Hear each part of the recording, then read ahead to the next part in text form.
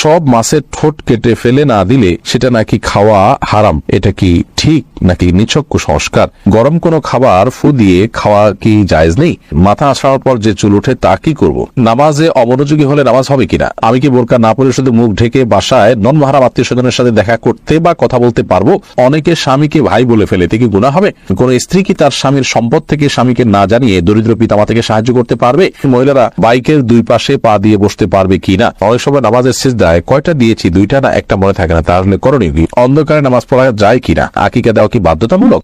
ইফাত হাসান লিখেছেন, অন্ধকারে নামাজ পড়া যায় কিনা? অন্ধকারে নামাজ পড়া যায়, কিন্তু স্বাভাবিক অবস্থাতে যেখানে রুকু সিজদার জায়গা দেখা যায় না, এরকম জায়গা নামাজ পড়াটাকে অনেক উলামা ইকরাম মাকরুহ বলেছেন। আপনি যদি আলো আধারের মধ্যে পড়েন আপনার মনোযোগ সৃষ্টি করার জন্য এবং রুকু সিজদার জায়গাগুলো দেখা যায়, তাহলে সেক্ষেত্রে কোনো অসুবিধা নেই। তানজিলা সুলতান আপনি লিখেছেন, আকিকা দেওয়া কি বাধ্যতামূলক? আকিকার বিধান কি ওয়াজিব নাকি সুন্নাহ? এটা নিয়ে ইখতিলাফ আছে, তবে বিশুদ্ধ মত অনুযায়ী আকিকা দেওয়া সুন্নাহ, এটা ওয়াজিব নয়। সাধ্য থাকলে দিবেন, কেউ না দিলে এর জন্য গুনাহগার হবেন না। এরপর আপনি প্রশ্ন লিখেছেন, দাঁড়িয়ে কি মিসওয়াক করা যাবে? এক লোক বলেছিল তিনি স্বামীর কাছ থেকে নিয়েছেন, হাত খরচের জন্য নিয়েছেন, চেয়ে নিয়েছেন, এরপরে সেদিন সেটা বাবা মাকে দিয়েছেন, সেই সুযোগ তার আছে। খন্দকার দ্বিতীয় আপনি লিখেছেন, আমার স্বামীর বোনের স্বামীর সামনে যাওয়া যাবে কিনা? আপনার স্বামীর বোনের স্বামীর সামনে আপনি যেতে পারেন কিনা যদি তার বয়স আমার বাবার বয়সীয় হয়।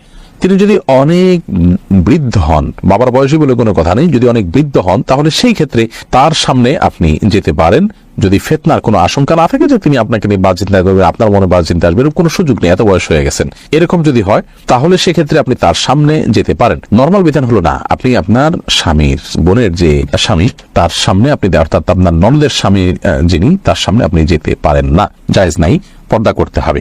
আবু তাহের লিখেছেন, যদি পিতা জীবিত অবস্থায় বেয়াদবির কারণে সন্তানকে জাহান্নামে যাবি বলে বদদুয়া দেন, পিতার মৃত্যুর পর সন্তান যদি নিজের ভুলের জন্য অনুতপ্ত হয়ে তওবা করে পিতার জন্য দোয়া ও সাদাকা করে, ভালো আমল করে, তবু কি সে জাহান্নামী হবে? আল্লাহ রাব্বুল আলামিন যদি চান যে কোনো মানুষকে মাফ করাতে পারেন। পিতার প্রতি তিনি ত্রুটি করেছেন, এটা বান্দার হক নষ্ট করেছেন, এবং বান্দার হকের মধ্যে সবচেয়ে বড় হক হলো বাবার হক নষ্ট করা, রাসূল আকরাম সাল্লাল্লাহু আলাইহি ওয়াসাল্লামের হকের পরে, তো সেইটি তিনি করেছেন। তো এরকম হলে তিনি অনুতপ্ত হয়ে লজ্জিত হয়ে মাফ চাইবেন, এবং পিতার মৃত্যুর পর যে করণীয় আছে, 4টা করণীয় সম্পর্কে একটা ভিডিওতে আমরা বলেছি, সেগুলো করবেন। এর পাশাপাশি বিশেষভাবে পিতার জন্য আল্লাহর কাছে ক্ষমা চাইবেন এবং আল্লাহর কাছে চোখের পানি ফেলে মাফ চাইবেন, আল্লাহ আপনি আমার বাবাকে আমার প্রতি সন্তুষ্ট করে দিন, কিয়ামতের ময়দানে আপনি আমার বাবাকে আমাকে যারা মাফ করে দেন সে ব্যবস্থা বন্দোবস্ত করুন।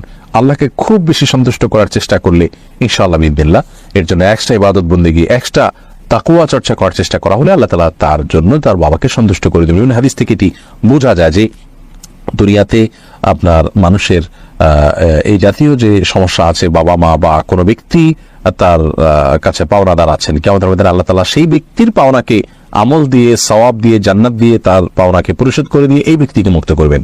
তো সেটার জন্য চাই আল্লাহর সাথে সুনিবিড় সম্পর্ক করা, বিশেষভাবে তাকওয়া চর্চা করা। আল্লাহ তাআলা আমাদেরকে সেই তৌফিক দান করুন। আলামিন হোসেন লিখেছেন, মহিলারা বাইকের দুই পাশে পা দিয়ে বসতে পারবে কিনা? যিনি সামনে থাকেন তার স্বামী যদি থাকেন তাহলে বসতে পারেন, অন্য কেউ যদি থাকেন, মাঝখানে যদি কোনো কিছু দেওয়া থাকে, তার মাহরাম কেউ থাকেন বসতে পারেন, আর গায়রে মাহরাম যদি কেউ থাকেন তাহলে তো এভাবে কোনোভাবেই তার সাথে বসে ঘাসাঘাসি করে সফর করা বা যাওয়া এটা জায়েজ নয় একজন মেয়ের জন্য। মুমিনুল মুমিন আপনি লিখেছেন, নামাজে অমনোযোগী হলে নামাজ হবে কিনা? নামাজ তো হয়ে যাবে, কিন্তু সালাতের প্রাণ নষ্ট হবে। যত মনোযোগ কম থাকবে তত প্রাণ কম থাকবে, যত মনোযোগ বেশি থাকবে সালাত তত উন্নত হবে, আল্লাহর কাছে সালাতের মূল্য তত বেশি পাওয়া যাবে। আহসানুল হক লিখেছেন, অনেকে স্বামীকে ভাই বলে ফেলে, এতে কি গুনাহ হবে? একটা হাদিস অনুযায়ী স্ত্রীকে বোন বা স্বামীকে ভাই বলা এরকম কোন একটার ব্যাপারে নিষেধাজ্ঞা আছে, সে হাদিসটির আলোকে বোঝা যায় এটা কারণে সম্পর্ক হারাম হয়ে যাবে না বা সম্পর্ক নষ্ট হয়ে যাবে না বা তালাক হয়ে যাবে না, কিন্তু এটা অনুত্তম কাজ। প্রয়োজনে একে অন্যকে নাম ধরতে পারে, অমুকের বাপ বলতে পারে, এটা সবচেয়ে ভালো, অমুকের বাপ। সাহাবীরা এভাবে বলতেন, স্ত্রী তার সন্তানের নাম ধরে বলবেন অমুকের বাপ, স্বামী তার স্ত্রীকে অমুকের মা এটা বলতে পারেন, অথবা নাম ধরে বলতে পারেন, কিন্তু ভাই বোন এটা বলা হাদিসের আলোকে অনুচিত কাজ। ফারিয়া বেগম আপনি লিখেছেন, গরম কোনো খাবার ফু দিয়ে খাওয়া কি জায়েজ নেই? যেমন চা বা গরম কোনো তরকারি, ভাত ফু দিয়ে খাওয়া, এটা কতটুকু সঠিক? গরম কোনো কিছু ফু দেওয়া হাদিসে নিষেধ আছে, এবং আলহামদুলিল্লাহ নবী করিম সাল্লাল্লাহু আলাইহি ওয়াসাল্লামের অনেক আদেশ নিষেধের ব্যাপারে পরবর্তীতে সায়েন্স প্রমাণ করেছে যে সেগুলো যথার্থ এবং বিজ্ঞানসম্মত, এবং সেগুলো মানার মধ্যেই আমাদের কল্যাণ নিহিত আছে। তো বিজ্ঞানের সেটা প্রমাণ হোক বা না হোক, নবী করিম সাল্লাল্লাহু আলাইহি ওয়াসাল্লামের নির্দেশনাটি ওহীর মাধ্যমে আসছে, বিজ্ঞান তো মানুষের গবেষণা মাত্র, এটা নবী করিম সাল্লাল্লাহু আলাইহি ওয়াসাল্লামের নির্দেশনাকে সার্টিফাইড করতে পারে না। আমি শুধুমাত্র বোঝার সুবিধার জন্য বললাম। যাই হোক, তো গরম খাবারে ফু দিয়ে বা কোনো খাবারে ফু দিয়ে সেটাকে ঠান্ডা করা তারপরে খাওয়া, এটা জায়েজ না, এটা নিষেধ আছে হাদিসে। এটা স্বাস্থ্যের জন্য ক্ষতিকর। আমাদের শ্বাস প্রশ্বাস এর সাথে এর অনেক সম্পর্ক আছে এবং এর ফলে অনেকভাবে আমরা ক্ষতিগ্রস্ত হতে পারি। তো এই জন্য ফু দেওয়া নিষেধ। আমরা গরম করার জন্য কোনো কিছু দিয়ে বাতাস করতে পারি অথবা অপেক্ষা করতে পারি, তারপর আমরা খাবো। আর গরম খাওয়াও একবারে খুব বেশি গরম খাবারও গ্রহণ করতে হাদিসের নিষেধাজ্ঞা আছে। চা, তরকারি বা ভাত যেটাই হোক, এটাতে ফু দেব না, আমরা হয় অপেক্ষা করবো, নাহলে অন্য কিছু দিয়ে বাতাস করবো।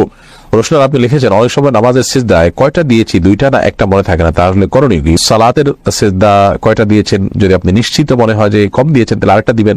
আর যদি কয়টা দিয়েছেন সন্দেহ হয়, তাহলে বেশিরভাগ যেটা মনে হয় সেটা করবেন, পরে সিজদা সাও দিয়ে দিবেন। আর যদি আপনার 50-50 থাকে যে একটা দিয়েছি দুইটা দিয়েছি, কোনোটাই প্রতি মন প্রবল ভাবে টানে না, তাহলে সেক্ষেত্রে আপনি একটা দিয়েছেন, অর্থাৎ কপটা ধরে আপনি আরেকটা দিয়ে তারপর সিজদা সাও দিয়ে নামাজ শেষ করবেন। ওয়াহুদ আক্তার লিখেছেন, আমি কি বোরকা না পরে শুধু মুখ ঢেকে বাসায় নন মাহরাম আত্মীয় স্বজনের সাথে দেখা করতে বা কথা বলতে পারবো?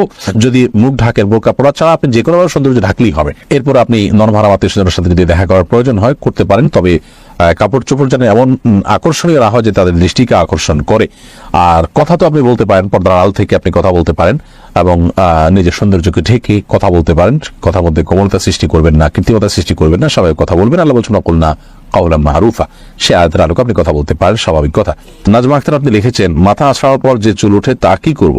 মানুষের মাথা আছড়ানোর পর যে চুল ওঠে অথবা নখ কাটা পরে যে নখ থাকে, এগুলো কি সম্মানজনক কোনো জায়গায় রাখা উচিত? সেটা মাটির নিচে দাফন হতে পারে, কবরে দাফন হতে পারে, মাটির নিচে চাপা দেয় একটা রেখে মাটির উপর চাক দিয়ে দিলেন, থাকতে থাকতে মাটির নিচে সেটা মাটির সাথে মিশে গেল, এটা উত্তম। আর অসম্মানজনক কোনো জায়গায় নাপাকের মধ্যে ফেলাটা অনুত্তম। মাকরুহ যদি কেউ ফেলেন বড় কোনো গুনাহ হবে না, কিন্তু এরকম করাটা অনুচিত এবং ভালো কাজ না। উচিত হলো মানুষের শরীরের, আল্লাহ তাআলা মানুষকে সম্মান দিয়েছেন, সেজন্য মানুষের শরীরের প্রত্যেকটা অংশ যাতে সম্মানিত থাকে, অসম্মানিত না হয় সেদিকটা খেয়াল করা। মারিয়া আপনি লিখেছেন, সব মাছের ঠোঁট কেটে ফেলে না দিলে সেটা নাকি খাওয়া হারাম, এটা কি ঠিক নাকি নিছক কুসংস্কার? না, এটা নিছক কুসংস্কার বোন। মাছের ঠোঁট খাওয়া হারাম নয়। কেউ চাইলে মাছের ঠোঁট খেতে পারেন। সব মাছের ঠোঁট কেটে ফেলতে হবে এরকম যদি হয়, তাহলে তো কাচকি মাছ খাওয়া যাবে না, কারণ ঠোঁট তো আপনি কাটার জন্য খুঁজেই পাবেন না। তো যাই হোক, এটা নিছক কুসংস্কার, এর কোনো ভিত্তি নেই শরীয়তে। মাছের ঠোঁট সহ মাছের পুরো শরীরে যে কোনো অংশই আপনি খেতে পারবেন, বিশেষ করে যখন গুঁড়ো মাছ হবে। ময়লা অংশটা নাপাক যেটা বল সেটা ফেলে দিবেন, আর বাকি পুরো মাছই আপনি খেতে পারবেন।